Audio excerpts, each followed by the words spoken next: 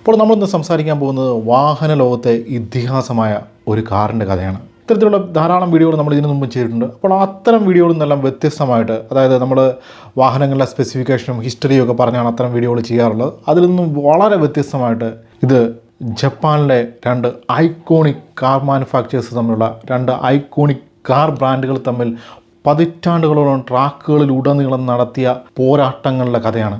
ആ പോരാട്ടത്തിൻ്റെ തീച്ചുളയിൽ നിന്നാണ് ഈ ഇതിഹാസം പിറവിയെടുത്തത്. ഈ കഥയിലെ ഒരു കാർ ബ്രാൻഡ് നമുക്കെല്ലാം പരിചിതമായ സ്കൈലൈൻ GTR എന്ന ഗോഡ്സില്ലയുടെ സൃഷ്ടാക്കളായ നിസാനാണ്. മറ്റേ കാർ ബ്രാൻഡ് ഏതാണെന്ന് ചോദിച്ചു കഴിഞ്ഞാൽ ദേവറമഠം ഭാസ്കര ഭട്ടതിരിപ്പാടിനെ നാട്ടുകാർ സ്നേഹപൂർവ്വം പാക്കരേട്ട എന്ന് വിളിച്ചതുപോലെ ഞാൻ ഈ കാർ ബ്രാൻഡിനെ വിളിക്കുന്നത് ടയോട്ട എന്നാണ്. ടൊയോട്ടയല്ല, ടയോട്ട. എൻ്റെ വായിൽ അങ്ങനെ വരത്തുള്ളൂ. അതുകൊണ്ട് ചേട്ടാ പ്രൊണൗൺസിയേഷൻ ശരിയല്ല, അതങ്ങനെയല്ല പറയേണ്ടതെന്നുള്ള രീതിയിലുള്ള കമൻറ്റുകൾ ഇടരുത് എന്ന് സ്നേഹപൂർവ്വം അഭ്യർത്ഥിക്കുകയാണ്. എൻ്റെ വായിൽ ടയോട്ട എന്നേ വരത്തുള്ളൂ. അത് മാറ്റി പറയാൻ ഞാൻ ശ്രമിച്ചു കഴിഞ്ഞാൽ ഈ വീഡിയോ കുളമായി പോകും. അതുകൊണ്ട് ഈ കഥയിലെ രണ്ടാമത്തെ ബ്രാൻഡ് ടൊയോട്ടയാണ്. നിസാനും ടൊയോട്ടയും പരസ്പരം 5 പതിറ്റാണ്ടുകൾ ജപ്പാനിലെ വിവിധ റേസ് ട്രാക്കുകളിൽ നിരന്തരമായി നടത്തിയിട്ടുള്ള പോരാട്ടങ്ങളുടെ ഫലമായിട്ട്, പോരാട്ടങ്ങൾക്കൊടുവിൽ ടൊയോട്ടയുടെ ഈറ്റുല്യത്തിൽ ഒരു ഇതിഹാസം പിറന്നു. സുപ്ര എന്ന് നമ്മൾ സ്നേഹത്തോടെ വിളിക്കുന്ന ടൊയോട്ടയുടെ എക്കാലത്തെയും ഏറ്റവും മികച്ച സ്പോർട്സ് കാറുകളിലൊന്ന്. അപ്പോൾ പറഞ്ഞു വരുമ്പോൾ അൾട്ടിമേറ്റ്ലി ഇത് സുപ്രയുടെ കഥ തന്നെയാണ്. പക്ഷേ നമ്മളിവിടെ ഇമ്പോർട്ടൻസ് കൊടുക്കുന്നത് നിസാനും ടൊയോട്ടയും ട്രാക്കുകളിൽ നടത്തിയിട്ടുള്ള ആ രക്തരൂക്ഷിത പോരാട്ടങ്ങൾക്ക് തന്നെയാണ്. വീഡിയോയിലേക്ക് കിടക്കുന്നതിന് മുമ്പായി നമ്മുടെ ഫെർമി ടീഷർട്ട് ഗിവ് അവേ, അതായത് എല്ലാ ആഴ്ചയും ഒരാൾക്ക് ഒരു ടീഷർട്ട് ഗിവ് അവേ നൽകുന്ന നമ്മുടെ മെഗാ ഗിവ് അവേ നടന്നുകൊണ്ടിരിക്കുകയാണെന്നുള്ള വിവരം ഞാൻ ഒരിക്കൽ കൂടി പറയുകയാണ്. അപ്പോൾ ഈ ഗിവ് അവേയിൽ പങ്കെടുക്കാൻ നിങ്ങൾ വളരെ നിസ്സാരമായ ഒരു കാര്യം ചെയ്താൽ മതി. അതായത് ഫെർമിയുടെ ഇൻസ്റ്റാഗ്രാം പേജ്, ഫെർമി വെയർ എന്ന ഇൻസ്റ്റാഗ്രാം പേജ് ഒന്ന് ഫോളോ ചെയ്താൽ മാത്രം മതി. നിങ്ങൾ ഈ ഗിവ് അവേയുടെ ഭാഗമാകും. തന്നെയുമല്ല, ഈ ഗിവ് അവേയിൽ ഒരു വലിയ അപ്ഡേറ്റ് നമ്മൾ കൊണ്ടുവന്നിട്ടുണ്ട്. അതുകൂടെ ശ്രദ്ധിച്ച് കേൾക്കണം. അതായത് മാർച്ച് 31 മുമ്പായി, അതായത് 2025 മാർച്ച് 31 മുമ്പായി ഈ ഗിവ് അവേയിൽ പങ്കെടുക്കുന്നവരിൽ നിന്നും തിരഞ്ഞെടുത്ത ഒരു വിജയിക്ക് ഒരു സ്മാർട്ട് ഫോൺ സമ്മാനമായി നൽകുന്നതായിരിക്കും. സ്മാർട്ട് ഫോൺ എന്ന് പറഞ്ഞാൽ 20,000 രൂപ വിലയുള്ള ഒരു സ്മാർട്ട് ഫോണാണ് നമ്മൾ ഗിഫ്റ്റായിട്ട് നൽകുന്നത്. ഇനി ഗിഫ്റ്റ് ലഭിക്കുന്ന ആൾക്ക് എന്തെങ്കിലും കാരണം കൊണ്ട് ഈ സ്മാർട്ട് ഫോൺ വേണ്ട എന്നാണെങ്കിൽ അയാൾക്ക് 20,000 രൂപ നമ്മൾ ക്യാഷ് പ്രൈസ് ആയിട്ടും കൊടുക്കുന്നതായിരിക്കും. അപ്പോൾ ടീഷർട്ട് പോലെയല്ല, സ്മാർട്ട് ഫോൺ ഒരു ലിമിറ്റഡ് പീരീഡ് ഓഫറാണ്. അത് മാർച്ച് 31 മുമ്പായിട്ട് ഫെർമിയുടെ ഇൻസ്റ്റാഗ്രാം പേജ് ഫോളോ ചെയ്യുന്നവരെ മാത്രമേ ഈ സ്മാർട്ട് ഫോൺ ഗിവ് അവേയിൽ പങ്കെടുപ്പിക്കത്തുള്ളൂ. അതുകൊണ്ട് തന്നെ ഗിവ് അവേയിൽ പങ്കെടുക്കാൻ ആഗ്രഹിക്കുന്ന എല്ലാവരും ഒട്ടും സമയം കളയാതെ ഫെർമി വെയർ എന്ന ഇൻസ്റ്റാഗ്രാം പേജ് ഫോളോ ചെയ്ത് ഈ ഗിവ് അവേയുടെ ഭാഗമാകാൻ ശ്രമിക്കുക. ഇൻസ്റ്റാഗ്രാം പേജിൻ്റെ ലിങ്ക് ഡിസ്ക്രിപ്ഷനിലും ഫസ്റ്റ് കമൻറ്റിലും കൊടുത്തിട്ടുണ്ട്. അപ്പോൾ കാര്യങ്ങൾ ഏതാണ്ട് വ്യക്തമാണെന്ന് വിചാരിക്കുന്നു. അപ്പോൾ ഈ ആഴ്ചത്തെ ടീഷർട്ട് വിജയി ആരാണെന്ന് നമുക്ക് നോക്കാം. അപ്പോൾ ഈ ആഴ്ചയും 2 വിജയികളുണ്ട്. അതായത് കഴിഞ്ഞ 2 ആഴ്ചയായിട്ട് നമ്മൾ വീഡിയോകളൊന്നും ഇട്ടിട്ടില്ലായിരുന്നു. അതുകൊണ്ട് തന്നെ ഈ ആഴ്ചയും 2 വിജയികളുണ്ട്. ഒന്നാമത്തെ വിജയി സുധീഷ് വാസുദേവനാണ്. രണ്ടാമത് ജിഷ്ണു PS. അപ്പോൾ സുധീഷിനും ജിഷ്ണുവിനും സയൻറ്റിഫിക് മലയാളിയുടെ ആശംസകൾ. അപ്പോൾ രണ്ടുപേരും എത്രയും വേഗം അവരുടെ ടീഷർട്ട് സൈസും അതുപോലെ ഷിപ്പിംഗ് അഡ്രസ്സും scientific malayali@gmail.com എന്ന ഇമെയിൽ ഐഡിയിലേക്ക് അയച്ചു തരിക. അവർക്കുള്ള ഗിഫ്റ്റ് എത്രയും വേഗം തന്നെ അവരുടെ അഡ്രസ്സിൽ എത്തിക്കുന്നതായിരിക്കും. ബാക്കിയുള്ളവർ ഒട്ടും സമയം കളയാതെ ഫെർമി വെയറിൻ്റെ ഇൻസ്റ്റാഗ്രാം പേജ് ഫോളോ ചെയ്ത് ഈ ഗിവ് അവേയുടെ ഭാഗമാകാൻ ശ്രമിക്കുക. ഇൻസ്റ്റാഗ്രാം പേജിൻ്റെ ലിങ്ക് ഡിസ്ക്രിപ്ഷനിലും ഫസ്റ്റ് കമൻറ്റിലും കൊടുത്തിട്ടുണ്ട്. നിങ്ങളെല്ലാവരും തന്നെ ഈ ഗിവ് അവേയിൽ പങ്കെടുക്കണം എന്നാണ് എൻ്റെ അഭ്യർത്ഥന. അപ്പോൾ ഏതായാലും നമുക്ക് വീഡിയോയിലേക്ക് കിടക്കാം. അപ്പോൾ നമുക്കറിയാം, മനുഷ്യൻ്റെ ചരിത്രം എന്ന് പറഞ്ഞാൽ തന്നെ അത് രക്തരൂഷിതമായ പോരാട്ടങ്ങളുടെ, മഹായുദ്ധങ്ങളുടെ കഥയാണ്, അല്ലെങ്കിൽ ചരിത്രമാണ്. യുദ്ധങ്ങൾ എല്ലാ കാലത്തും ബാക്കിയാക്കുന്നത് ദുരന്തങ്ങളും നഷ്ടങ്ങളും ഒക്കെ തന്നെയാണ്. എങ്കിലും ചിലപ്പോഴൊക്കെ യുദ്ധങ്ങൾ മരണമില്ലാത്ത ചില മനുഷ്യർക്ക് ജന്മം നൽകും. അവരുടെ വീരഗാഥകൾ തലമുറകളെ ആവേശം കൊള്ളിച്ച് അങ്ങനെ നിലനിൽക്കും ലോകാവസാനം വരെ. അതുപോലെ നമ്മളിന്ന് പറയാൻ പോകുന്നതും ചില പോരാളികളുടെ കഥയാണ്, ചില പോരാട്ടങ്ങളുടെ കഥയാണ്. പക്ഷേ ഈ പോരാട്ടങ്ങളൊന്നും നടന്നത് ഏതെങ്കിലും യുദ്ധഭൂമിയിലല്ല. ഏതാണ്ട് 1966 മുതൽ ജപ്പാനിലെ വിവിധ റേസ് ട്രാക്കുകളിലാണ്. അതായത് 1966 ഫ്യൂജിയിലെ റേസ് ട്രാക്കിൽ 3ാമത് ജാപ്പനീസ് ഗ്രാൻഡ് പ്രീ അരങ്ങേറുകയായിരുന്നു. അവിടേക്ക് വളരെ ആവേശത്തോടുകൂടി ടൊയോട്ട അവരുടെ ടൊയോട്ട 2000 GT എന്ന കാറുമായി എത്തി. വിജയത്തിൽ കുറഞ്ഞ ഒന്നും തന്നെ ടൊയോട്ടയ്ക്ക് അവിടെ നിന്നും നേടാനില്ലായിരുന്നു. അവർ വളരെ പ്രതീക്ഷയോടെ അവരുടെ പുതിയ റേസ് കാറുമായിട്ട് ട്രാക്കിലേക്ക് ഇറങ്ങി. എന്നാൽ കാഴ്ചക്കാരുടെ ആർപ്പ് വിളികളാൽ മുഖരിതമായ ആ ട്രാക്കിൽ വളരെ ശാന്തമായി ഒരു പോരാളിയുടെ നിൽപ്പുണ്ടായിരുന്നു, നിസാൻ RS 380. അങ്ങനെ ആ ട്രാക്കിലുണ്ടായിരുന്ന മുഴുവൻ കാറുകളെ നിഷ്പ്രഭമാക്കിക്കൊണ്ട് ഈ 2 കാറുകളും പരസ്പരം പോരടിച്ച് മുന്നേറി. 60 ലാപ്പുകൾ നീണ്ടുനിന്ന ആ പോരാട്ടത്തിനൊടുവിൽ നിസാൻ്റെ റേസ് കാർ ടൊയോട്ട 2000 GTയെ പിച്ച് ചീന്തി. അവിടെ തോറ്റത് 2000 GT ആണെങ്കിലും ആ തോൽവിയുടെ വേദനകൾ മുഴുവൻ ഏറ്റുവാങ്ങിയത് ടൊയോട്ടയുടെ ലീഡ് എഞ്ചിനീയറായ ജിറോ കവാനോ ആയിരുന്നു. ഹൃദയഭേദകമായ ആ വേദനയും കടിച്ചമർത്തി നിശബ്ദനായി ദിവസങ്ങളോളം തൻ്റെ സ്റ്റുഡിയോയിൽ കഴിഞ്ഞ കവാനോ ഒടുവിൽ തൻ്റെ ഡ്രോയിങ് ബോർഡിൽ ഒരു കാറിൻ്റെ രൂപം കോറി വരച്ചു. അങ്ങനെ ടയോട്ട 7 അവിടെ ജന്മം കൊള്ളുകയായിരുന്നു. അപ്പോൾ നമുക്കറിയാം ടയോട്ടയുടെ ലൈനപ്പിൽ വന്നിട്ടുള്ള എല്ലാ വിഖ്യാതമായ എല്ലാ ഐക്കോണിക് വാഹനങ്ങൾ എടുത്താലും അവിടെയെല്ലാം യമഹയുടെ ഒരു കരസ്പർശം നമുക്ക് കാണാൻ സാധിക്കും. അതിൻ്റെ ഏറ്റവും അവസാനത്തെ ഉദാഹരണമാണ് ലെക്സസ് LFA. അപ്പോൾ ടയോട്ട 7ൻ്റെ കഥയും മറിച്ചല്ലായിരുന്നു. എന്നാൽ അവിടെ ഉപയോഗിച്ചത് ടയോട്ടയുടെ തന്നെ ഒരു 3 ലിറ്റർ V8 എഞ്ചിനായിരുന്നു. അങ്ങനെ 1968 ടയോട്ട അവരുടെ പുതിയ കാറുമായി 5ാമത് ജാപ്പനീസ് ഗ്രാൻഡ് പ്രിയിൽ ഇറങ്ങി. അന്നും ട്രാക്കിൽ എന്തിനും റെഡിയായി നിസാനും ഉണ്ടായിരുന്നു. ഇത്തവണ നിസാനും ഒരു പുതിയ കാറുമായിട്ടാണ് വന്നത്. നിസാൻ R381 അതായിരുന്നു ആ പുതിയ റേസ് കാർ. തങ്ങളുടെ തോൽവി ഉറപ്പാക്കാൻ എല്ലാ സന്നാഹങ്ങളുമായിട്ടാണ് ടയോട്ട വന്നിരിക്കുന്നത് എന്നുള്ള കാര്യം ഉറപ്പായിരുന്നുകൊണ്ട് തന്നെ തോൽക്കാതിരിക്കാൻ കഴിയാവുന്നതെല്ലാം നിസാനും ചെയ്തു. തങ്ങളുടെ എഞ്ചിന് കരുത്ത് പോരാ എന്ന് തോന്നിക്കൊണ്ടായിരിക്കും നിസാൻ ഈ R381 ഉപയോഗിക്കാൻ ഷെവർലയുടെ ഒരു V8 എഞ്ചിനാണ് തിരഞ്ഞെടുത്തത്. ആ വാഹനം ഓടിക്കാൻ ജപ്പാനിലെ റേസിംഗ് ഇതിഹാസങ്ങൾ നിസാന് വേണ്ടി ട്രാക്കിലിറങ്ങി. ഒടുവിൽ 2 വർഷം ഉറക്കമടച്ച് അധ്വാനിച്ച കവാനോയ്ക്കും ടയോട്ടയ്ക്കും വെറും കാഴ്ചക്കാരെ നോക്കി നിൽക്കാനേ സാധിച്ചുള്ളൂ. ഫ്യൂജിയിലെ ആ റേസ് ട്രാക്കിനെ ചുറ്റി നിന്ന മലനിരകളെ പ്രകമ്പനം കൊള്ളിച്ചുകൊണ്ട് അലറിപ്പാഞ്ഞ നിസാൻ R381 മുന്നിൽ പിടിച്ചു നിൽക്കാൻ ടയോട്ട 7 സാധിച്ചില്ല. വീണ്ടും തോറ്റുപോയെങ്കിലും ആ തോൽവി അംഗീകരിക്കാൻ ടയോട്ടയോ കവാനയോ തയ്യാറായിരുന്നില്ല.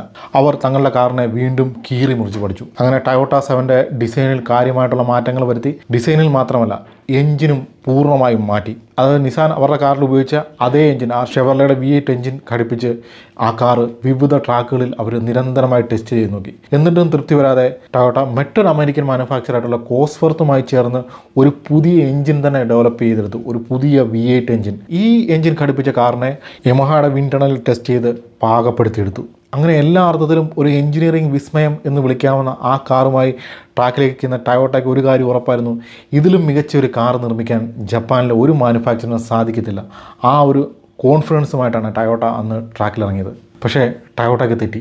കാരണം കഴിഞ്ഞ 1 വർഷമായി അവർ പണിയെടുത്തത് നിസാൻ R381 എന്ന കാറിനെ തോൽപ്പിക്കാനായിരുന്നു. ആ കാറിനെ മുന്നിൽ കണ്ടുകൊണ്ടാണ് അവർ അവരുടെ ടയോട്ട 7ലെ ഓരോ മാറ്റങ്ങളും വരുത്തിക്കൊണ്ടിരുന്നത്. പക്ഷേ ഇത്തവണ നിസാൻ R381 എന്ന് പറയുന്ന കാറിനെ പൂർണ്ണമായി ഒഴിവാക്കിക്കൊണ്ട് ഒരു പുതിയ കാറുമായിട്ടാണ് റേസിനെത്തിയത്. അത് R382 ആയിരുന്നു. ഈ പുതിയ കാറിൽ അവർ മുമ്പ് ഉപയോഗിച്ച R381 കാറിൻ്റെ ഒരു ഘടകങ്ങളും ഇല്ലായിരുന്നു എന്നുള്ളതാണ് സത്യം. അത് തന്നെയല്ല, മൃഗീയമായ പവറുള്ള ഒരു V12 എഞ്ചിനുമായിട്ടാണ് ഈ കാറ് വന്നിരിക്കുന്നത്. പിന്നെ എന്ത് സംഭവിച്ചെന്നുള്ള കാര്യം ഞാൻ എടുത്തു പറയേണ്ട കാര്യമല്ലോ. കഴിഞ്ഞ വർഷത്തെ വിജയം നിസാൻ വീണ്ടും ആവർത്തിച്ചു. തുടർന്ന് അങ്ങോട്ട് എല്ലാ വർഷവും ഏതാണ്ട് മരണം ഉറപ്പാണെന്നറിഞ്ഞിട്ടും തിരുനാവായ മണപ്പുറത്തേക്ക് ചാവേറുകൾ പോകുന്ന പോലെ ടയോട്ട വർഷാവർഷം എല്ലാ ജാപ്പനീസ് ഗ്രാൻഡ് പ്രികളിലും അവരുടെ കാറുകളുമായിട്ട് ചെന്നു. അവയെല്ലാം തന്നെ നിസാൻ തോൽവിയുടെ രുചി അറിയിച്ചു. അങ്ങനെയാണ്ട് 70കളുടെ തുടക്കത്തോളം അല്ലെങ്കിൽ 70കളുടെ മധ്യകാലമായപ്പോഴത്തേനും ഈ ട്രാക്ക് റേസിംഗിലേക്ക് ലോകമെമ്പാടും പുതിയ പുതിയ മാനുഫാക്ചേഴ്സ് കടന്നു വരാൻ തുടങ്ങി. അങ്ങനെ ജാപ്പനീസ് മാനുഫാക്ചേഴ്സ് മാത്രം മത്സരിച്ചിരുന്ന ജപ്പാനിലെ റേസ് ട്രാക്കുകളിലേക്ക് യൂറോപ്പിൽ നിന്നും വിഖ്യാതരായ പല മാനുഫാക്ചേഴ്സും കടന്നു വരാൻ തുടങ്ങി. അങ്ങനെ പതിയെ 70കളുടെ അവസാനത്തോടുകൂടി ജപ്പാനിലെ റേസ് ട്രാക്കുകൾ മുഴുവൻ യൂറോപ്യൻ മാനുഫാക്ചേഴ്സിൻ്റെ ആധിപത്യമായി മാറി. ഈ വൈദേശിക ആധിപത്യത്തിൽ നിന്നും തങ്ങളുടെ ട്രാക്കുകൾ തിരിച്ചു പിടിക്കാൻ വേണ്ടി ജപ്പാനിലെ പല വിഖ്യാതരായ ബ്രാൻഡുകളും അഹോരാത്രം പണിയെടുത്തെങ്കിലും അതിന് ഫലമുണ്ടാകുന്നത് ഏതാണ്ട് 1990-ലാണ്. നമുക്കറിയാം 1990-ൽ യോക്കോഹാമയിലെ റേസ് ട്രാക്കിൽ പിറവിയെടുത്ത ഒരു ഭീകരൻ യൂറോപ്പന്മാരുടെ ആധിപത്യം ജപ്പാനിലെ ട്രാക്കുകളിൽ നിന്നും എന്നേക്കുമായി ഇല്ലാതാക്കി. ഞാൻ പറഞ്ഞു വന്ന ഭീകരൻ ആരാണെന്നറിയാൻ വണ്ടി പ്രാന്തന്മാർക്ക് പ്രത്യേകിച്ച് ഒരു ഇൻട്രൊഡക്ഷൻ ഒന്നും ആവശ്യമില്ല. നിസാൻ സ്കൈലൈൻ GTR എന്ന ഗോഡ്സില്ലയെ കുറിച്ച് തന്നെയാണ് ഞാൻ പറഞ്ഞത്. പിന്നീട് അങ്ങോട്ട് ജാപ്പനീസ് റേസ് ട്രാക്കുകൾ കണ്ടത് ഈ ഗോഡ്സില്ല എന്ന ഏകാധിപതിയുടെ ആധിപത്യമായിരുന്നു. അവന് മുമ്പിൽ പിടിച്ചു നിൽക്കാൻ ലോകത്തെ ഒരു കാർ ബ്രാൻഡിനും സാധിച്ചില്ല എന്നുള്ളതാണ് സത്യം. പക്ഷേ വർഷങ്ങളോളം നിരന്തരമായി ഈ GTR ഇങ്ങനെ ഏകാധിപത്യം തുറന്നതോടുകൂടി ജപ്പാനിലെ റേസിംഗ് പ്രേമികളെ അത് വളരെ വിരസതയിലാക്കി. അതായത് തികച്ചും ഏകപക്ഷീയമായ വിജയങ്ങൾ മാത്രം, എല്ലാം പ്രഡിക്റ്റബിൾ ആയിരുന്നു. മത്സരത്തിൻ്റെ അവസാനം എന്ത് സംഭവിക്കുന്നു എല്ലാവർക്കും അറിയാവുന്ന ഒരവസ്ഥ. എന്തായാലും GTR കപ്പടിക്കും. അതുകൊണ്ട് തന്നെ ഏകപക്ഷീയമായ മത്സരങ്ങൾ ജപ്പാനിലെ റേസിംഗ് പ്രേമികളെ, ജപ്പാനിലെ റേസിംഗ് ട്രാക്കുകളെ വിരസമാക്കാൻ തുടങ്ങിയതോടുകൂടി ജാപ്പനീസ് റേസിംഗ് ഫെഡറേഷൻ ഈ അവസ്ഥയ്ക്കൊരു പരിഹാരം കണ്ടെത്തി. ഇത് സംഭവിക്കുന്നത് 1993-ലാണ്. അങ്ങനെയാണ് all Japan grand touring car championship JGTC എന്ന പുതിയ റേസിംഗ് ഇവൻറ്റിന് തുടക്കമാകുന്നത്. അപ്പോൾ ഇങ്ങനെ ഒരു ചാമ്പ്യൻഷിപ്പ് തുടങ്ങിയതിന് ഒരേ ഒരു ഉദ്ദേശം മാത്രമേ ഉള്ളായിരുന്നു. അതായത് നിസാൻ GTRൻ്റെ അപ്രമാദിത്യം എന്നേക്കുമായി ജപ്പാനിലെ റേസ് ട്രാക്കുകളിൽ നിന്നും അവസാനിപ്പിക്കുക. അതിനുവേണ്ടി അതികഠിനമായിട്ടുള്ള racing norms Japanese racing federation കൊണ്ടുവരികയാണ്. അപ്പോൾ ഈ റേസിംഗ് ഇവൻറ്റിൽ പങ്കെടുക്കുന്ന കാറുകൾ എന്ന് പറഞ്ഞാൽ സൂപ്പർ ടൂറിംഗ് ക്ലാസ് എന്നൊരു വിഭാഗത്തിൽപ്പെടുന്ന കാറുകളാണ്. അതിൽ കാറുകളുടെ പുറമേ എന്നുള്ള രൂപത്തിൽ വലിയ വ്യത്യാസങ്ങളൊന്നുമില്ല. ഈ GTRും പോർഷെ 911 അങ്ങനെയുള്ള വാഹനങ്ങളൊക്കെ തന്നെയാണ് ഇവിടെ പങ്കെടുക്കുന്നത്. പക്ഷേ വളരെ ശക്തമായ ചെറിയ റെഗുലേഷൻസ് ഈ കാറുകളുടെ സ്പെസിഫിക്കേഷനിലും മറ്റു കാര്യങ്ങളിലൊക്കെ കൊണ്ടുവന്നിട്ടുണ്ടായിരുന്നു. അതായത് ബേസിക്കലി ഈ സൂപ്പർ ടൂറിംഗ് ക്ലാസ് എന്ന് പറഞ്ഞു കഴിഞ്ഞാൽ നമ്മുടെ IFAയുടെ റേസിംഗ് റെഗുലേഷൻസ് പ്രകാരം ഒരു ടൂറിംഗ് റേസിലെ ഗ്രൂപ്പ് എയിൽ വരുന്ന വാഹനങ്ങളാണ്. പക്ഷേ ഈ IFAയുടെ റെഗുലേഷൻസിനെ ജാപ്പനീസ് റേസിംഗ് ഫെഡറേഷൻ അവരുടേതായ ഒരു മോഡിഫൈ ചെയ്തു. അത് തന്നെയല്ല, ഒരു പ്രത്യേക കാർ തുടർച്ചയായിട്ട് ഈ റേസിൽ വിജയിക്കാതിരിക്കാനുള്ള ചില മുൻകരുതലുകളും ഈ റെഗുലേഷൻസിൻ്റെ ഭാഗമായിട്ടുണ്ടായിരുന്നു. അതായത് ഗോഡ്സിലയുടെ അപ്രമാദിത്വം ഒരിക്കലും ഉണ്ടാകത്തില്ല എന്ന് മറ്റ് മാനുഫാക്ചേഴ്സിന് ഉറപ്പ് കൊടുത്തുകൊണ്ടാണ് ജാപ്പനീസ് റേസിംഗ് ഫെഡറേഷൻ ഇങ്ങനെ ഒരു റേസിംഗ് ഇവൻറ്റ് തുടങ്ങുന്നത്. അപ്പോൾ അതിൻ്റെ ഭാഗമായിട്ട് മറ്റ് മാനുഫാക്ചേഴ്സിനെ സന്തോഷിപ്പിക്കാൻ വേണ്ടി അവർ കൊണ്ടുവന്ന റെഗുലേഷൻസ് എന്താണെന്ന് വെച്ചാൽ, ഒന്നാമത് ഈ വാഹനത്തിൻ്റെ ഹോഴ്സ് പവറിൻ്റെ കാര്യത്തിൽ പല റെസ്ട്രിക്ഷൻസും കൊണ്ടുവന്നു. തന്നെയുമല്ല, ഒരു വാഹനം, ഒരു പ്രത്യേക മാനുഫാക്ചറിൻ്റെ ഒരു കാറ് ഒരു റേസ് വിജയിക്കുകയാണെങ്കിൽ തൊട്ടടുത്ത റേസിൽ ഇറങ്ങണമെങ്കിൽ ഈ കാറിൻ്റെ ഭാരം ഒരു നിശ്ചിത അളവ് വർദ്ധിപ്പിക്കണമായിരുന്നു. അതായത് ഉദ്ദേശം ഇത്രയേ ഉള്ളായിരുന്നു, ഇനിയും ജപ്പാനിലെ റേസ് ട്രാക്കിൽ നിന്നും ഒരു ഗോഡ്സില കൂടെ പിറവിയെടുക്കരുത് എന്ന കൃത്യമായ ഉദ്ദേശത്തോടു കൂടിയാണ് ഇങ്ങനെയുള്ള മൃഗീയമായ racing regulations Japanese racing federation കൊണ്ടുവന്നത്. പക്ഷേ ഇങ്ങനെയുള്ള ശക്തമായ റെഗുലേഷൻസ് കൊണ്ടുവന്നിട്ടും R32 GTRനെ ഒന്നും ചെയ്യാൻ സാധിച്ചില്ല എന്നുള്ളതാണ് സത്യം. അതായത് 1993 നടത്തിയ ഈ JGTC റേസ് ഗോഡ്സില അടപടലം തൂത്തുവാരി. തൊട്ടടുത്ത വർഷം കൂടുതൽ യൂറോപ്യൻ കാറുകൾ ഈ ട്രാക്കിലേക്ക് വന്നു. അതായത് പോർഷെ 962, കറാറ RS, അതുപോലെ ഫെറാരി F40, ലംബോർഗിനി കുണ്ടാഷ്, അതുപോലെ ജപ്പാനിൽ നിന്ന് മസ്ത RX-7 പോലുള്ള കാറുകൾ. ഇങ്ങനെ പലരും വന്നെങ്കിലും ടയോട്ട മത്സരത്തിൽ നിന്നും വിട്ടുനിന്നു. കാരണം തൽക്കാലം GTRുമായിട്ട് പോരടിച്ച് നിൽക്കാൻ പറ്റിയ ഒരു പോരാളി തങ്ങളുടെ പക്കലില്ല എന്ന് ഉറപ്പായതുകൊണ്ട് ഗ്യാലറി ഇരുന്ന് കളി കണ്ട് പുതിയ തന്ത്രങ്ങൾ മെനയാൻ ആണ് ടയോട്ട പ്ലാൻ ചെയ്തത്. പക്ഷേ 1994 ആ റേസ് ട്രാക്കിലേക്ക് ടയോട്ട ഒഫീഷ്യലി മത്സരാർത്ഥികളെ ഒന്നും ഇറക്കിയില്ലെങ്കിലും 2 മാർക്ക് 4 സുപ്രാകൾ ആ ട്രാക്കിൽ പ്രത്യക്ഷപ്പെട്ടു. അത് 2 പ്രൈവറ്റ് പ്ലെയേഴ്സ് ആയിരുന്നു. മഞ്ഞ നിറത്തിലുള്ള ഒരു സുപ്രായുമായി ടീം ഷിഫ്റ്റ് പോയിൻറ്റും സിൽവർ കളറിലെ മറ്റൊരു മാർക്ക് 4 സുപ്രായുമായി ടീം ബ്ലിറ്റ്സും. അപ്പം ഷിഫ്റ്റ് പോയിൻറ്റിൻ്റെ മഞ്ഞ സുപ്ര എന്ന് പറഞ്ഞാൽ അത് ഒരു സ്റ്റോക്ക് സുപ്ര തന്നെയായിരുന്നു. പക്ഷേ ടീം ബ്ലിറ്റ്സ് കൊണ്ടുവന്ന സുപ്ര അത് കാര്യമായ രീതിയിൽ മോഡിഫൈ ചെയ്ത, കാര്യമായ രീതിയിൽ അപ്ഗ്രേഡ് ചെയ്ത ഒരു സുപ്രയായിരുന്നു. അപ്പോൾ മത്സരത്തിലുടനീളം ടീം ഷിഫ്റ്റ് പോയിൻറ്റിൻ്റെ മഞ്ഞ സുപ്ര സ്ട്രഗിൾ ചെയ്യുന്ന കാഴ്ചയാണ് കണ്ടത്. എന്നാൽ ബ്ലിറ്റ്സിൻ്റെ അപ്ഗ്രേഡ് ചെയ്ത സുപ്ര വളരെ മികച്ച പ്രകടനം കാഴ്ചവെച്ചു. എന്ന് കരുതി നിസാൻ GTRനെ മള്ളത്തിയടിക്കാനുള്ള കരുത്തൊന്നും ഈ പറഞ്ഞ ഒരു കാരണമില്ലായിരുന്നു. GTR അവിടെ കടിഞ്ഞാണില്ലാത്ത കുതിരയെപ്പോലെ മുന്നേറിക്കൊണ്ടേയിരിക്കുകയായിരുന്നു. ഏതായാലും ഈ പറഞ്ഞ സുപ്രകളുടെ പ്രകടനം ടയോട്ട ഒഫീഷ്യൽസിനെ അത്ഭുതപ്പെടുത്തി. അങ്ങനെ ആ റേസിംഗ് സീസൺ പകുതിയായപ്പോൾ ടയോട്ട ഒഫീഷ്യലി ബാക്കപ്പ് ചെയ്ത ഒരു സുപ്രയും കൂടെ ട്രാക്കിലേക്ക് എത്തി. അപ്പോൾ ഈ വന്ന പുതിയ കാറ് ടീം ബ്ലിറ്റ്സിൻ്റെ വൈഡ് ബോഡി കാറിനേക്കാളും വൈഡറും ലോവറുമായിരുന്നു. അതുപോലെ തന്നെ എയർ ഇൻടേക്കുകളുടെ വലിപ്പം കൂട്ടി അങ്ങനെ കാര്യമായ രീതിയിൽ മോഡിഫൈ ചെയ്തൊരു മാർക്ക് 4 കാറുമായിട്ടാണ് ടീം സാഡ് ട്രാക്കിൽ ഇറങ്ങിയത്. എന്നാലും എടുത്തു പറയത്തക്ക പ്രകടനമൊന്നും അവിടെ കാഴ്ചവെക്കാൻ ടയോട്ട സുപ്രയ്ക്ക് സാധിച്ചില്ല. പക്ഷേ ടയോട്ട അവരുടെ സുപ്ര എന്ന കാറിൻ്റെ പൊട്ടൻഷ്യൽ തിരിച്ചറിഞ്ഞു എന്നുള്ളതാണ് ഇവിടുത്തെ ഏറ്റവും പ്രധാനപ്പെട്ട കാര്യം. തുടർന്ന് ടയോട്ട ഈ സുപ്രയെ GTRനെതിരെ ഒരു പോരാളിയായി അണിയിച്ചൊരുക്കാനുള്ള ശ്രമങ്ങൾ ആരംഭിച്ചു. അപ്പോൾ ടയോട്ട ഇവിടെ നേരിട്ട ഏറ്റവും പ്രധാന വെല്ലുവിളി എഞ്ചിന് തന്നെയായിരുന്നു. അതായത് സുപ്രയിൽ ഉപയോഗിക്കുന്ന 2JC എഞ്ചിനുകൾ, ഈ 2JC എഞ്ചിനുകൾ വളരെ പവർഫുൾ ആയിട്ടുള്ള, വളരെ പ്രൂവൺ ആയിട്ടുള്ള ഒരു ഇൻലൈൻ 6 എഞ്ചിനാണ്. പവർ ഔട്ട്പുട്ടും കാര്യങ്ങളൊന്നും മോശമായിരുന്നില്ലെങ്കിലും ഈ എഞ്ചിന് ഭാരം വളരെ കൂടുതലായിരുന്നു. അപ്പോൾ നോർമൽ ഒരു സുപ്രയിലേക്ക് വരുമ്പോൾ ഈ 2JC എഞ്ചിൻ്റെ ഭാരമൊന്നും ഒരു പ്രശ്നമല്ല. പക്ഷേ ഒരു റേസ് ട്രാക്കിലേക്ക് വരുമ്പോൾ ഒരു കാറിൻ്റെ ഓരോ ഗ്രാം ഭാരത്തിനും അവിടെ വളരെ ഇമ്പോർട്ടൻസ് ഉണ്ട്. അതായത് അധികമായി വരുന്ന ഓരോ ഗ്രാം ഭാരവും ഒരു റേസ് കാറിൻ്റെ പെർഫോമൻസിനെ സാരമായി ബാധിക്കും. തന്നെയുമല്ല, സുപ്ര എന്ന് പറയുന്നത് ഒരു ഫ്രണ്ട് എഞ്ചിൻ കാറാണ്. അപ്പോൾ ഇത്രയും ഭാരമുള്ള ഒരു എഞ്ചിൻ ഫ്രണ്ടിലേക്ക് വരുമ്പോഴത്തേന് ഒരു റേസ് കാർ എന്ന നിലയിൽ ഇതിൻ്റെ വെയിറ്റ് ഡിസ്ട്രിബ്യൂഷനൊക്കെ അത് കാര്യമായി ബാധിക്കും.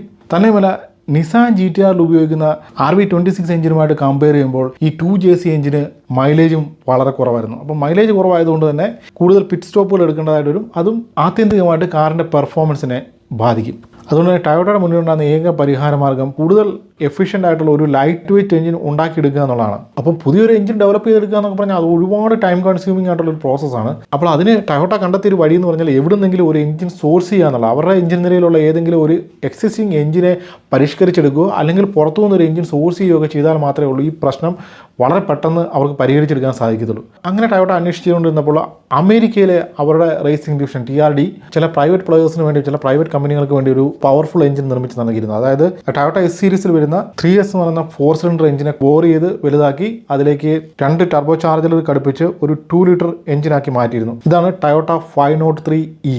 ഇതാദ്യം ഓൾ അമേരിക്കൻ റേസേഴ്സ് അവരുടെ ഈഗിൾ മാർക്ക് 3 എന്ന കാറിൽ ഉപയോഗിച്ചിട്ടുണ്ട്. ഇതിനുശേഷം പല മാനുഫാക്ചേഴ്സും പല പ്രൈവറ്റ് പ്ലെയേഴ്സും ഈ എഞ്ചിന് പല റേസിംഗ് ഇവൻറ്റുകളിൽ തുടർച്ചയായിട്ട് ഉപയോഗിച്ചിട്ടുണ്ട്. അങ്ങനെ പറഞ്ഞു വരുമ്പോൾ വളരെ പ്രൂവൺ ആയിട്ടുള്ള ഒരു എഞ്ചിനായിരുന്നു 503E. അപ്പോൾ ഏതായാലും ടയോട്ട ഈ 2JC എഞ്ചിനെ ഈ പറഞ്ഞ 503E എഞ്ചിൻ ഉപയോഗിച്ച് റീപ്ലേസ് ചെയ്താൽ സംഭവം മാറും എന്നുള്ള കാര്യം ഉറപ്പായി. പക്ഷേ ടയോട്ടയുടെ ഒഫീഷ്യൽസിന് ഈ പറഞ്ഞ ടെക്നിക്കലി അമേരിക്കൻ ആയിട്ടുള്ള ടയോട്ട എഞ്ചിനിലൊരു വിശ്വാസ്യത പോരായിരുന്നു. അവർ പറഞ്ഞ ഈ 2JC എന്ന് പറഞ്ഞ പ്രൂവൺ എഞ്ചിനെ കൂടുതൽ പവർഫുള്ളും എഫിഷ്യൻറ്റുമാക്കി മാറ്റാം എന്നുള്ളൊരു പദ്ധതിയുമായിട്ടാണ് ടയോട്ടയുടെ പല ഒഫീഷ്യൽ എഞ്ചിനീയേഴ്സും മുന്നോട്ട് പോയിക്കൊണ്ടിരുന്നത്. പക്ഷേ ഈ വെയിറ്റ് ഡിസ്ട്രിബ്യൂഷൻ്റെ കാര്യത്തിൽ പ്രത്യേകിച്ചൊന്നും ചെയ്യാൻ കഴിയാത്തതുകൊണ്ട് ഈ പറഞ്ഞ 503 ഈ എഞ്ചിൻ ഘടിപ്പിക്കുക അല്ലാതെ വേറൊരു മാർഗ്ഗം ടയോട്ടയുടെ മുന്നിലില്ലായിരുന്നു. അങ്ങനെ സുപ്രയുടെ എഞ്ചിൻ റീപ്ലേസ് ചെയ്യുന്നു. അതുപോലെ സസ്പെൻഷനും മറ്റു ബ്രേക്കിങ്ങും കാര്യങ്ങളൊക്കെ T5010 എന്ന് പറയുന്ന ടയോട്ടയുടെ തന്നെ ഒരു ഗ്രൂപ്പ് C റേസ് കാറിൽ നിന്ന് എടുക്കുന്നു. ഇതെല്ലാം കൂടെ കൂട്ടി യോജിപ്പിച്ചതോടുകൂടി ടയോട്ട സുപ്ര TRD 3000 GTC എന്ന കാറ് ഏതാണ്ട് റെഡിയാകുന്നു. അപ്പോൾ ഏതാണ്ട് 1994 ആയപ്പോൾ തന്നെ ടയോട്ട ഈ സംഭവം എല്ലാം ഏതാണ്ട് റെഡിയാക്കി എടുത്തിരുന്നു. പക്ഷേ ആ വർഷം ഈ കാറുമായിട്ട് ടയോട്ട റേസിന് ഇറങ്ങുന്നില്ല. തൊട്ടടുത്ത വർഷം 1995 ടയോട്ട അവരുടെ ഏറ്റവും വിശ്വസ്തരായ റേസിംഗ് ടീം ടോംസുമായി ചേർന്ന് മാർക്ക് 4 സുപ്രയെ ടയോട്ട സുപ്ര TRD 3000 GTI റേസിന് ഇറക്കുന്നത്. അങ്ങനെ ഇത്തവണ ടയോട്ടയ്ക്ക് മുന്നിൽ ഒരേ ഒരു ലക്ഷ്യമുള്ളായിരുന്നു, ഗോഡ്സില്ലയുടെ മരണം. അതിനായി 4 ടീമുകളാണ് ടയോട്ടയ്ക്ക് വേണ്ടി ഈ സുപ്രയുമായി കളത്തിലിറങ്ങുന്നത്. അത് ടോംസ്, സാഡ്, സെറൂമോ ഇവയ്ക്ക് പുറമെ ടീം പവർ ക്രാഫ്റ്റ് എന്ന് പറഞ്ഞ് 4ാമതൊരു ടീമും കൂടെ. പക്ഷേ ഇവരെ കാത്ത് ആ ഗ്രിഡിൽ ഒരു പുതിയ പോരാളി നിൽപ്പുണ്ടായിരുന്നു. അതായത് നിസാൻ അവരുടെ വിശ്വസ്തനായ അവരുടെ ഗോഡ്സില്ലയുടെ ആയുധങ്ങളെല്ലാം മൂർച്ച കൂട്ടി ഗോഡ്സില്ലയ്ക്ക് പുതിയൊരു രൂപം കൊടുത്തിരുന്നു. അതായത് R33 ഗോഡ്സില്ലയാണ് ഇത്തവണ അവിടെ മത്സരിക്കാൻ എത്തിയിരുന്നത്. അതായത് ടീം ജോമോയുടെ വൈഡ് ബോഡി R33 GTR ആയിരുന്നു പ്രധാന എതിരാളി. ഇതിന് പുറമെ മറ്റ് 7 ടീമുകൾ കൂടിയാണ് GTRകളുമായി മത്സരത്തിനെത്തിയിരുന്നത്. പക്ഷേ അവിടെ ഉണ്ടായിരുന്നതിൽ ഏറ്റവും മികച്ച GTR ആയി കണക്കാക്കപ്പെട്ടത് ഒരു R32 GTR തന്നെയായിരുന്നു. അതായത് വിഖ്യാതനായ ജാപ്പനീസ് റേസ് ഡ്രൈവർ മാഷഹിരോ ഹഷീമി ഓടിച്ചിരുന്ന GTR. ഹഷീമിയുടെ കാർ തന്നെയായിരുന്നു പോൾ പൊസിഷനിൽ 1ാം സ്ഥാനത്ത് എത്തിയിരുന്നത്. തൊട്ടുപുറകിൽ ടീം ജോമോയുടെ R33 GTR. അങ്ങനെ പോൾ പൊസിഷനിൽ ഏതാണ്ട് 5ാം സ്ഥാനത്ത് മാത്രമാണ് ടോംസിൻ്റെ സുപ്രയ്ക്ക് പൊസിഷൻ ചെയ്യാൻ സാധിച്ചത്. റേസിങ്ങിനുടനീളം ആദ്യ 4 സ്ഥാനങ്ങളിലും GTR തന്നെ ലീഡ് ചെയ്തുകൊണ്ടേയിരുന്നു. പക്ഷേ ഏതാണ്ട് അവസാന ലാപ്പിലേക്ക് എത്തിയപ്പോൾ മത്സരത്തിൻ്റെ ഗതി മാറാൻ തുടങ്ങി. അപ്പോഴും റേസ് ലീഡ് ചെയ്തിരുന്നത് ഹാഷിമിയുടെ 32 GTR തന്നെയാണ്. പക്ഷേ 3ാം സ്ഥാനത്തുണ്ടായിരുന്ന കാഗിയാമ ഓടിച്ചിരുന്ന GTRനെ ടീം സാഡിൻ്റെ സുപ്ര ഓവർടേക്ക് ചെയ്ത് 3ാം സ്ഥാനത്തേക്ക് എത്തി. പക്ഷേ കാഗിയാമ തൻ്റെ അതുവരെയുള്ള അനുഭവ സംഭവത്ത് മുഴുവൻ പുറത്തെടുത്തുകൊണ്ട് 3ാം സ്ഥാനത്തുണ്ടായിരുന്ന GTRനെ മറികടന്ന് ഹാഷിമിയുടെ GTRനെ തൊട്ടുപുറകിലെത്തി. അങ്ങനെ ജപ്പാൻ അതുവരെ കണ്ടിട്ടുള്ള വെച്ച് ഏറ്റവും മികച്ച 2 റേസിംഗ് ഇതിഹാസങ്ങൾ ഹാഷിമിയും കാഗിയാമയും 1, 2 സ്ഥാനങ്ങൾക്ക് വേണ്ടി പരസ്പരം പോരടിച്ച് മുന്നേറുമ്പോഴും ഗാലറി മുഴുവൻ ഉറ്റുനോക്കിയിരുന്നത് ആ 3ാം സ്ഥാനത്ത് ആര് ഫിനിഷ് ചെയ്യും എന്നുള്ളതായിരുന്നു. അങ്ങനെ ശ്വാസമടക്കി പിടിച്ചു നിന്ന ഗാലറിയെ സാക്ഷിയാക്കിക്കൊണ്ട് ടീം സാഡിൻ്റെ സുപ്ര തങ്ങൾക്ക് മുന്നിലുണ്ടായിരുന്ന GTRനെ മറികടന്ന് 3ാം സ്ഥാനം ഉറപ്പിച്ചു. അങ്ങനെ വർഷങ്ങൾക്ക് ശേഷം അല്ലെങ്കിൽ പതിറ്റാണ്ടുകൾക്ക് ശേഷം ഒരു ടയോട്ട ഡ്രൈവർ JTCC റേസിനെ അല്ലെങ്കിൽ ഒരു ജാപ്പനീസ് ടൂറിംഗ് റേസിൻ്റെ പൗഡിയത്തിലേക്ക് കാൽവെച്ചു. അങ്ങനെ ആ സീസണിലുടനീളം വിവിധ ട്രാക്കുകളിൽ സുപ്രയും GTRും പരസ്പരം പോരടിച്ചെങ്കിലും പറയത്തക്ക രീതിയിലുള്ള ഒരു വിജയമൊന്നും സുപ്രയ്ക്ക് നേടിയെടുക്കാൻ സാധിച്ചില്ല. പക്ഷേ ഇവിടെ കണ്ട മറ്റൊരു കാഴ്ച എന്താണെന്ന് ചോദിച്ചു കഴിഞ്ഞാൽ R33 എന്ന് പറയുന്ന പുതിയ GTRനെ R32 GTRകൾ പരാജയപ്പെടുത്തുന്ന ഒരു കാഴ്ചയാണ്. അതായത് നിസാൻ്റെ പുതിയ R33 GTRന് യഥാർത്ഥത്തിൽ വെല്ലുവിളി ഉയർത്തത് ടയോട്ടയുടെ സുപ്ര ആയിരുന്നില്ല, അവരുടെ തന്നെ പഴയ കാറായ R32 GTR തന്നെയായിരുന്നു. അങ്ങനെ ആ സീസണിലുടനീളം മികച്ച പോരാട്ടം മികച്ച പ്രകടനം ടയോട്ട സുപ്ര കാഴ്ചവെക്കെങ്കിലും അവർക്ക് ഗോഡ്സില്ലയുടെ മരണം എന്ന ലക്ഷ്യം നിറവേറ്റാൻ സാധിക്കാതെയാണ് കളമിട്ടത്. തൊട്ടടുത്ത വർഷം അതായത് 1996 എന്ന് പറഞ്ഞാൽ JGTC റേസിൻ്റെ ചരിത്രത്തിൽ തന്നെ ഏറ്റവും സംഭവബഹുലമായ ഒരു വർഷമായിരുന്നു. നിസാൻ അവരുടെ പുതിയ കാറായ R33 GTRൻ്റെ എല്ലാ പ്രശ്നങ്ങളും പരിഹരിച്ച് ഒരു ബ്രാൻഡ് ന്യൂ റേസ് കാറായിട്ടാണ് അതിനെ കളത്തിലിറക്കിയത്. തന്നെപോലെ എല്ലാ നിസാൻ ടീമുകളും R33 GTRുമായിട്ടായിരുന്നു അത്തവണ മത്സരിക്കാൻ എത്തിയത്. ഇനി ടയോട്ടയുടെ പോയിന്റ് ഓഫ് വ്യൂ നിന്ന് മത്സരത്തെ നോക്കി കാണുമ്പോൾ അവിടെ R33 GTR മാത്രമായിരുന്നില്ല പ്രധാന എതിരാളി. ഹോണ്ട അവരുടെ പുതിയ കാറ് ഹോണ്ട NSX എന്ന മിഡ് എഞ്ചിൻ റേസ് കാറുമായിട്ട് മത്സരത്തിന് ഇറങ്ങിയതും ആ വർഷമായിരുന്നു. അതായത് ജപ്പാനിൽ നിന്നുള്ള ആദ്യ സൂപ്പർ കാർ എന്നൊക്കെ വിശേഷിപ്പിക്കുന്ന ഹോണ്ട NSX ട്രാക്ക് കാണുന്നത് ആ വർഷമാണ്. ടെക്നിക്കലി നോക്കി കഴിഞ്ഞാൽ ഈ പറഞ്ഞ R33 GTRനേക്കാളും അല്ലെങ്കിൽ നമ്മുടെ ടയോട്ട സൂപ്രയേക്കാളും ഒക്കെ മികച്ച വാഹനം, ഏറ്റവും അഡ്വാൻസ് ആയിട്ടുള്ള കാറായിരുന്നു ഈ പറഞ്ഞ ഹോണ്ട NSX. അങ്ങനെ ജപ്പാനിലെ 3 വിഖ്യാത മാനുഫാക്ചറർ, ജപ്പാനിലെ ഏറ്റവും പ്രധാന ഏറ്റവും ലെജൻഡറി ആയിട്ടുള്ള 3 മാനുഫാക്ചറർ അവരുടെ ഏറ്റവും മികച്ച കാറുകളുമായിട്ട് പോരാട്ടത്തിന് ഇറങ്ങിയപ്പോഴും അവിടെ യഥാർത്ഥ എതിരാളി വന്നത് ഭൂഗോളത്തിൻ്റെ മറുവശത്തു നിന്നായിരുന്നു. അതായത് ഭൂഗോളത്തിൻ്റെ മറുവശത്ത് മറ്റൊരു ഐലൻഡായ ബ്രിട്ടനിൽ ഗോർഡൻ മുറെ ലോകത്തിലെ ഏറ്റവും മികച്ച കാറെന്ന് വിശേഷിപ്പിക്കപ്പെടുന്ന മക്ലാരൻ F1ന് ജന്മം കൊടുത്തിരുന്നു. അതായത് തങ്ങളുടെ കാറിനേക്കാളും മികച്ച ഒരു കാർ ഈ ലോകത്തുണ്ടാകാൻ പാടില്ല എന്ന് നിർബന്ധമുണ്ടായിരുന്ന മക്ലാരൻ ലോകത്തുള്ള എല്ലാത്തരം റേസുകളിലും എല്ലാത്തരം റേസ് ട്രാക്കുകളിലും ഈ മക്ലാരൻ F1 മത്സരത്തിനിറങ്ങി. സ്വാഭാവികമായിട്ടും മക്ലാരന് ഈ JGTC മത്സരത്തിൽ നിന്ന് മാറി നിൽക്കാൻ സാധിക്കത്തില്ലായിരുന്നു. അങ്ങനെ മക്ലാരൻ ഒരു ജാപ്പാനീസ് ബിസിനസ്മാനുമായിട്ട് ചേർന്നുകൊണ്ട് ടീം ഗോ എന്നൊരു റേസിംഗ് ടീം സ്ഥാപിച്ചു. ഈ team Goh McLaren F1 JGTC race ട്രാക്കിലേക്ക് എത്തിക്കുകയാണ്.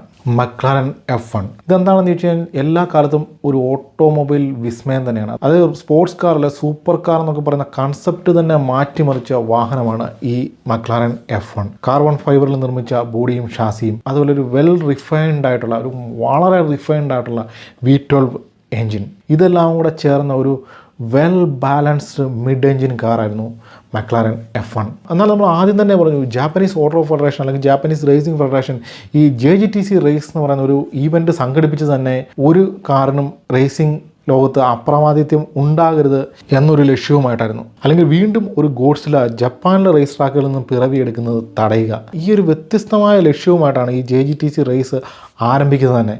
അതുകൊണ്ട് തന്നെ ഈ മക്ലാരൻ F1 വന്ന ഉടനെ തന്നെ ഈ JF അല്ലെങ്കിൽ ജാപ്പനീസ് ഓട്ടോ ഫെഡറേഷൻ ഇതിനെ പിടികൂടി. ഇവർ ഈ കാർബൺ ഫൈബറിൽ നിർമ്മിച്ചെടുത്ത് ഈ ലൈറ്റ് വെയിറ്റ് വണ്ടി കണ്ടപ്പോൾ തന്നെ മനസ്സിലായി ഇത് നമ്മുടെ കയ്യിൽ നിൽക്കുന്ന സാധനമല്ല. അതുകൊണ്ട് തന്നെ ഇതിൻ്റെ വെയിറ്റ് അവർ വർദ്ധിപ്പിക്കാൻ തീരുമാനിച്ചു. അങ്ങനെ 250 കിലോഗ്രാം ഭാരവും വർദ്ധിപ്പിച്ചു. അതുപോലെ തന്നെ ഇതിൻ്റെ ഔട്ട്പുട്ട് എഞ്ചിൻ്റെ ഔട്ട്പുട്ട് ഏതാണ്ട് 450 bhp ആയിട്ട് റെസ്ട്രിക്റ്റ് ചെയ്യുകയും ചെയ്തു. പക്ഷേ നമുക്കറിയാം മക്ലാരനെ സംബന്ധിച്ചിടത്തോളം ലോകമെമ്പാടുമുള്ള റേസ് ട്രാക്കുകളിൽ വിജയിച്ച് വന്ന് നിൽക്കുന്ന ഒരു കാറാണ് അവരുടെ F1. അത് ജപ്പാനിൽ പോയിട്ട് തോറ്റുപോയി എന്ന് പറഞ്ഞു കഴിഞ്ഞാൽ അവരെ സംബന്ധിച്ചിടത്തോളം പ്രത്യേകിച്ച് ഉയർന്നു വരുന്ന അല്ലെങ്കിൽ ലോകത്തെ അത്ഭുതം സൃഷ്ടിക്കാൻ വേണ്ടി വന്നവർ എന്ന് കരുതപ്പെടുന്ന ഒരു സൂപ്പർ കാർ മാനുഫാക്ചറിനെ സംബന്ധിച്ചിടത്തോളം അങ്ങേയറ്റം നാണക്കേടാണ്. അതുകൊണ്ട് തന്നെ ചാക്ക് കണക്കിന് ഡോളറാണ് ഈ പ്രശ്നത്തെ മറികടക്കാൻ വേണ്ടി മക്ലാരൻ ചെലവാക്കിയത്. അതായത് ഫോർമുല 1 എഞ്ചിനീയേഴ്സിനെ കൊണ്ടുവന്ന് ഈ കാറിനെ റീട്യൂൺ ചെയ്തു. വണ്ടി ഓടിക്കാൻ വന്നാട്ടെ ഫോർമുല 1 ഡ്രൈവേഴ്സും അതായത് ഡേവിഡ് ബ്രാഹാം, ജോൺ നീൽസൺ അല്ലെങ്കിൽ റാൾഫ് ഷൂമാക്കർ അങ്ങനെ പലരുമാണ് JGTC റേസിൽ മക്ലാരൻ F1 ഇറങ്ങിയത്. അങ്ങനെ ഒരു വശത്ത് മക്ലാരൻ ട്രാക്കിനെ തീപിടിപ്പിക്കാൻ കച്ച കെട്ടി ഇറങ്ങിയപ്പോൾ മറുവശത്ത് ടൊയോട്ടയുടെ എഞ്ചിനീയേഴ്സ് സമാനതകളില്ലാത്ത തയ്യാറെടുപ്പുകളുമായിട്ടാണ് ഈ റേസിനെ സമീപിച്ചത്. അതായത് മുൻ റേസുകളിൽ സംഭവിച്ച എല്ലാ പോരാളികളും പരിഹരിച്ച് സുപ്രയെ ഒരു പെർഫെക്റ്റ് ടൂറിംഗ് റേസ് കാറാക്കി മാറ്റാനുള്ള ശ്രമം നടത്തുകയായിരുന്നു. പ്രത്യേകിച്ചും ടീം ടോംസിൻ്റെ കാറിൽ അവർക്കറിയാവുന്ന എഞ്ചിനീയറിംഗിൻ്റെ അങ്ങേയറ്റം ഉപയോഗിച്ച് അവർ പരിഷ്കരിച്ചു. അപ്പോൾ മക്ലാരൻ എന്തൊക്കെ അത്ഭുതം കാണിച്ചെന്ന് പറഞ്ഞാലും ഇത്തവണ ഈ റേസ് ട്രാക്കിൽ തങ്ങളെ തോൽപ്പിക്കാൻ അവർക്ക് സാധിക്കത്തില്ല എന്നൊരു ആത്മവിശ്വാസം ടൊയോട്ടയുടെ ക്യാമ്പിലുണ്ടായിരുന്നു. അങ്ങനെ ടൊയോട്ടയുടെ ക്യാമ്പ് ആത്മവിശ്വാസത്തിൻ്റെ നെറുകയിലായിരുന്നെങ്കിലും അവിടെ ഒരാൾ മാത്രം വളരെ നിരാശനായിരുന്നു. അത് മറ്റാരുമായിരുന്നില്ല, ടൊയോട്ടയ്ക്ക് വേണ്ടി ഈ കാർ ഓടിക്കാൻ തയ്യാറായിരുന്ന മാസനോറി സക്കായ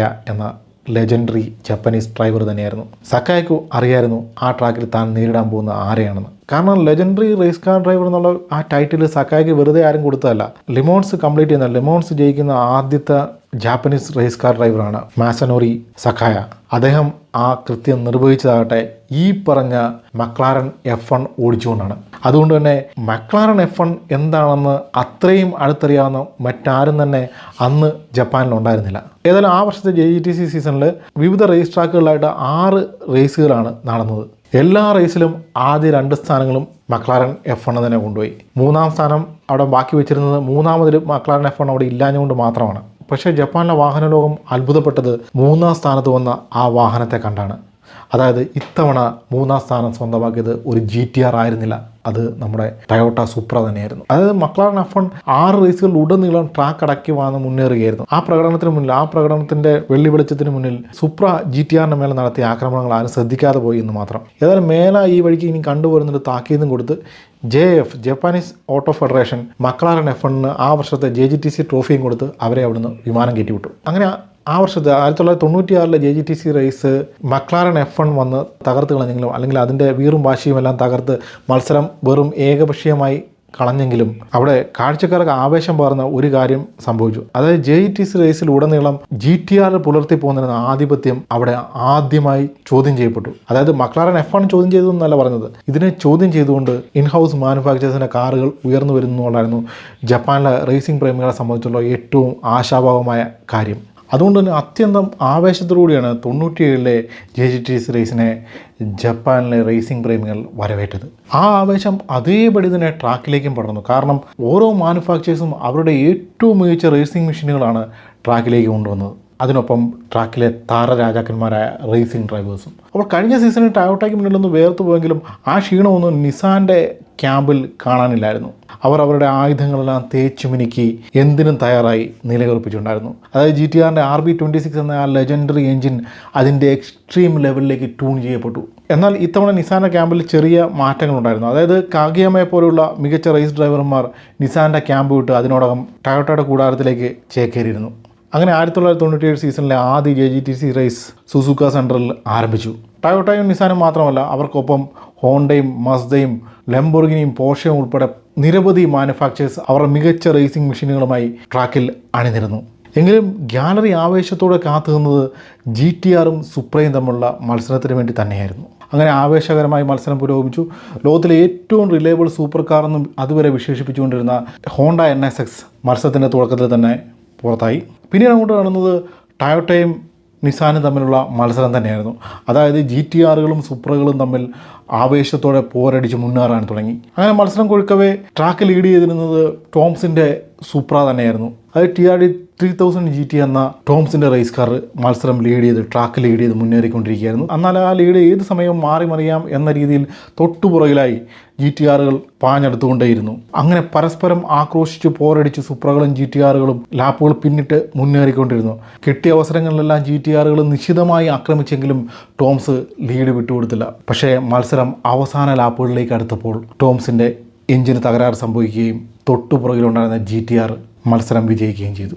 അങ്ങനെ GTR ആ വാഹനത്തിൻ്റെ ചരിത്രത്തിലെ 100ാമത്തെ റേസ് വിജയം, 100ാമത്തെ ടൂറിംഗ് റേസ് വിജയം സ്വന്തമാക്കി. ആ വിജയം റേസിംഗ് പ്രേമികളെ തെല്ല് നിരാശയിലാഴ്ത്തി. ഏതായാലും 1997 JGTC റേസിൻ്റെ ആദ്യ സീസണിലെ ആദ്യ വിജയം നിസാൻ GTR സ്വന്തമാക്കി. പക്ഷേ തുടർന്നങ്ങോട്ട് JGTC ട്രാക്കുകൾ കണ്ടത് GTRും സുപ്രയും തമ്മിലുള്ള മത്സരമല്ല, സുപ്രകൾ പരസ്പരം പോരടിച്ച് മുന്നേറുന്ന കാഴ്ചയാണ്. പല മത്സരങ്ങളിലും നിസാനും GTRും വെറും കാഴ്ചക്കാരായി നോക്കി നിന്നു. പക്ഷേ അങ്ങനെ ഏകപക്ഷീയമായി സുപ്രയ്ക്ക് തോൽപ്പിച്ച് കളയാൻ സാധിക്കുന്ന ഒരു കാറൊന്നും ആയിരുന്നില്ല GTR. അതായത് തുടർച്ചയായി 5 വർഷത്തോളം ജപ്പാനിലെയും അതുപോലെ ലോകത്തിൻ്റെ വിവിധ ഭാഗങ്ങളിലുള്ള റേസ് ട്രാക്കുകൾ ഭരിച്ച ആ കാറും അത് ഓടിച്ചിരുന്ന വളരെ എക്സ്പീരിയൻസ്ഡ് ആയിട്ടുള്ള ഡ്രൈവർമാർ, അതായത് ജപ്പാനിലെ ഡ്രൈവർമാർ മാത്രമല്ല, ജർമ്മനിയിൽ നിന്നും ഇറ്റലിയിൽ നിന്നും ഒക്കെ വന്നിട്ടുള്ള പല ഡ്രൈവർമാരും വിവിധ ടീമുകൾക്ക് വേണ്ടി നിസാൻ GTRകൾ അവിടെ ഓടിക്കുന്നുണ്ടായിരുന്നു. പക്ഷേ ആ സീസൺ ട്രാക്കുകളിൽ നിന്നും ട്രാക്കുകളിലേക്ക് പുരോഗമിക്കവരെ പൗഡിയത്തിലേക്ക് എത്തുന്ന നിസാൻ ഡ്രൈവർമാരുടെ എണ്ണം നാമമാത്രമായി. അതായത് പൗഡിയത്തിലെ ഭൂരിപക്ഷം ടൊയോട്ട ഡ്രൈവർമാരുടേതായി. അങ്ങനെ ആ സീസൺ അവസാന റൗണ്ടിലേക്ക് എത്തിയപ്പോൾ ട്രാക്ക് മഴമേഘങ്ങളാൽ മൂടപ്പെട്ടു. മഴദൈവങ്ങൾ ഭൂമിയിലേക്ക് ഇറങ്ങിയ ആ ദിവസം ട്രാക്ക് ലീഡ് ചെയ്യുന്നത് നിസാനോ ടൊയോട്ട ആയിരുന്നില്ല, ഹോണ്ട ആയിരുന്നു. ഹോണ്ട NSX ആയിരുന്നു അവസാന മത്സരത്തിൽ ട്രാക്ക് ലീഡ് ചെയ്ത് മുന്നേറിയിരുന്നത്. പക്ഷേ മഴയുടെ താണ്ഡവം ആരംഭിച്ചതോടുകൂടി NSX ട്രാക്കിൽ നിന്നും പുറത്തായി. അതോടെ മത്സരം 2 സൂപ്പറുകൾ തമ്മിലായി. മൈക്കിൾ ക്രം എന്ന ജർമ്മൻ ഡ്രൈവർ ഓടിച്ച ടീം ടോംസിൻ്റെ സൂപ്രയും ജാപ്പനീസ് ഇതിഹാസം കാഗിയാമ സ്റ്റീറിംഗ് പിടിച്ച ടീം സാഡിൻ്റെ സുപ്രയും. അതായത് പൊതുവെ മഴ ദിവസങ്ങളെന്ന് പറഞ്ഞാൽ അവിടെ GTRകൾ അപ്രമാദിത്യമാണ്. അതായത് മഴയും GTRും കൂട്ടുപിടിച്ച് കഴിഞ്ഞാൽ പിന്നെ ആ ട്രാക്കിൽ ആർക്കും വിജയിക്കാൻ സാധിക്കത്തില്ല. അതായത് ആ ട്രാക്കിൽ GTRകൾ അടുത്ത് പോലും എത്താൻ ആർക്കും സാധിക്കത്തില്ല എന്നതായിരുന്നു അതുവരെ ഉണ്ടായിരുന്ന അവസ്ഥ. പക്ഷേ ഇവിടെ പതിവിൽ നിന്നും വിരുദ്ധമായി 2 സൂപ്രകൾ ലീഡ് ചെയ്യാൻ തുടങ്ങി. പക്ഷേ ഫ്രഞ്ച് ഡ്രൈവറായ എറിക് കോമസ് തൻ്റെ GTRുമായി സാഡിൻ്റെ സൂപ്രയ്ക്ക് പിന്നിലേക്ക് പാഞ്ഞെടുത്തു. പിന്നീട് അങ്ങോട്ട് നടന്ന ഇഞ്ചോടിഞ്ച് പോരാട്ടമായിരുന്നു. ലാപ്പുകൾ പലത് പിന്നിട്ടു. ഇപ്പോഴും ട്രാക്ക് ലീഡ് ചെയ്യുന്നിരുന്നത് സൂപ്രകൾ തന്നെയായിരുന്നു. ടീം സാഡിൻ്റെ സൂപ്രയും ടീം ടോംസിൻ്റെ സൂപ്രയും. എറിക് കോമസ് ട്രാക്കിലെ വിടവുകൾ കണ്ടെത്താനായി കിണഞ്ഞ് പരിശ്രമിച്ചുകൊണ്ട് തൻ്റെ GTRുമായി തൊട്ടുപുറകിൽ. പക്ഷേ അവിടെ ഒരു അപ്രതീക്ഷിതമായ സംഭവം ഉണ്ടായി. ടൊയോട്ടയുടെ ലീഡ് കാറുകൾ തമ്മിൽ കൂട്ടിയിടിച്ചു. തകർന്നുപോയ ടോംസിൻ്റെ കാർ ഏതാണ്ട് മത്സരത്തിൽ നിന്നും പുറത്തായി എന്ന അവസ്ഥയിലായി. പിറ്റിൽ നിന്നും വളരെ വേഗം തിരിച്ചെത്തിയ സാഡിൻ്റെ കാറാകട്ടെ ലീഡ് നേടാനാവാതെ സ്ട്രഗിൾ ചെയ്ത്. അതോടെ നിസാൻ ഒരിക്കൽ കൂടി ടൊയോട്ടയുടെ കയ്യിലിരുന്ന വിജയം പിടിച്ചു വാങ്ങും എന്നൊരവസ്ഥയിലായി. പക്ഷേ 50 വർഷത്തെ പ്രതികാരം മുഴുവൻ ആവാഹിച്ചെടുത്ത് ടൊയോട്ടയുടെ എഞ്ചിനീയർമാർ ടീം ടോംസിൻ്റെ കാറിൻ്റെ തകരാറുകൾ ഏതാണ്ട് പരിഹരിച്ചു. തുടർന്ന് അങ്ങോട്ട് മൈക്കിൾ ക്രോംസ് എന്ന ഡ്രൈവറിൻ്റെ മുന്നിൽ മഴയോ GTRോ ഒരു തടസ്സമായിരുന്നില്ല. പടക്കുതിര പോലെ കുതിച്ചു പാഞ്ഞ ആ വെള്ള സുപ്ര കാർ മഴയെ സാക്ഷി നിർത്തിക്കൊണ്ട് നിസാൻ GTRൽ നിന്നും വിജയം പിടിച്ചു വാങ്ങി. അങ്ങനെ ജപ്പാനിലെ ട്രാക്കുകൾ അടക്കി വാണ ഗോഡ്സില്ല എന്ന ഏകാധിപതി സുപ്ര എന്ന പോരാളിക്ക് മുന്നിൽ ആയുധം വെച്ച് കീഴടങ്ങി. ഇതാണ് ടൊയോട്ട സുപ്ര, ടൊയോട്ട മാർക്ക് 4 സുപ്ര എന്ന കാറിനെ വാഹന ലോകത്തിൻ്റെ നെറുകയിലെത്തിച്ച പോരാട്ടത്തിൻ്റെ കഥ. അല്ലെങ്കിൽ പതിറ്റാണ്ടുകൾ നീണ്ട പോരാട്ടത്തിനൊടുവിൽ ടൊയോട്ട നിസാൻ്റെ കയ്യിൽ നിന്നും വിജയം പിടിച്ചു വാങ്ങിയ കഥ. പറഞ്ഞു വന്നാൽ നമ്മൾ ഈ ജീവിക്കുന്ന ലോകവും പോരാളികളുടെ ലോകമാണ്. 1-2 തവണ പരാജയപ്പെടുമ്പോൾ ജീവിതത്തിൽ നിന്നും പിന്തിരിഞ്ഞോടുന്നവന്മാർക്കുള്ളതല്ല ഈ ലോകം. ഓരോ തോൽവിക്ക് ശേഷവും ആയുധങ്ങൾ മൂർച്ച കൂട്ടി പോർക്കളത്തിലേക്ക് തിരിച്ചു വരുന്ന വീരന്മാർക്ക് മാത്രമുള്ളതാണ് ഈ ലോകം, പോരടിക്കുന്നവൻ്റെ ലോകം. അപ്പോൾ തൽക്കാലം ഈ വീഡിയോ ഇവിടെ ഞാൻ അവസാനിപ്പിക്കുകയാണ്. ഇതിലും ഇൻഫോർമേറ്റീവായ, ഇതിലും ഇൻട്രസ്റ്റിംഗ് ആയ മറ്റൊരു വീഡിയോയുമായി വീണ്ടും കാണാം. അതുവരെ ബൈ.